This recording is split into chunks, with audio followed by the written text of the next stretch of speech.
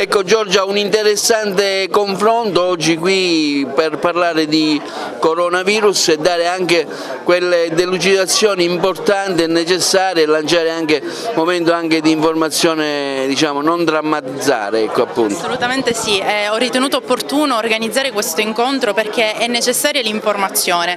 Da medico, da presidente di commissione al Comune di Agrigento l'ho ritenuto doveroso perché è necessario che la gente sappia, che siano operatori sanitari, medici, infermieri e tutta la collettività, che si sappia quali siano le misure preventive da adottare. È necessario per la prima prevenzione, quindi l'informazione è la prima prevenzione. Poi ci deve essere ovviamente una corretta coordinazione tra diverse figure professionali, tra i medici di medicina generale, il 118, il Dipartimento di Prevenzione dell'ASP, il Dipartimento di Protezione Civile. Attraverso questa aggregazione di figure si può lavorare per sconfiggere il virus, ma di certo per sconfiggere prima il virus bisogna sconfiggere la disinformazione, quindi oggi ho voluto creare questo incontro proprio a beneficio della collettività. Allora, questa è una patologia da un virus nuovo che non conosciamo e quindi merita la massima attenzione, però sembrerebbe un virus che si diffonde con grande facilità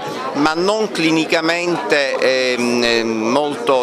che dà una sintomatologia clinica se non in alcuni limitati casi di particolare gravità. Noi oggi siamo in grado, con la metodica utilizzabile nei laboratori degli ospedali, di poter in pochissimo tempo mettere in evidenza questo virus nei soggetti a rischio e nei soggetti che hanno una sintomatologia che induca verso questa infezione. In 3-4 ore siamo in grado di fare la diagnosi e questo chiaramente ci consente di poter apportare tutti quei mezzi terapeutici che possono far sì che il soggetto venga curato in tempi brevi e soprattutto nei casi più gravi venga veicolato verso le strutture di rianimazione e di terapia intensiva che possono dare l'adeguata terapia. Un'informazione importante è quella di dire che al momento in Sicilia il virus non circola, non c'è nessuna evidenza che dimostra che il virus circola in Sicilia.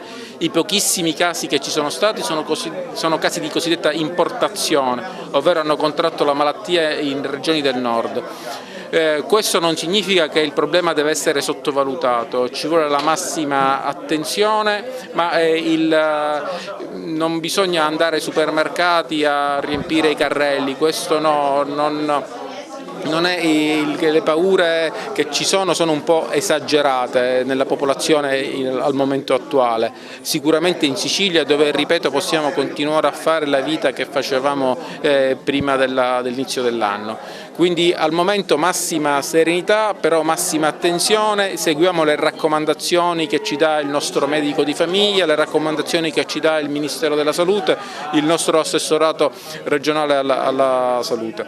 Quindi attenzione, per qualsiasi problema non andiamo al pronto soccorso, parliamo col nostro medico di famiglia, raccontiamo a lui quelli che sono i nostri problemi di salute, sarà lui a consigliarci al meglio se appunto fare una visita, fare degli esami o nei casi più gravi sarà lui ad allertare il 118 e dire guarda ti sto mandando l'ambulanza del 118 per fare il tampone o per portarti in ospedale. Non andiamo autonomamente noi al pronto soccorso perché nell'ipotesi assolutamente improbabile che siamo noi infettati contageremo gli altri.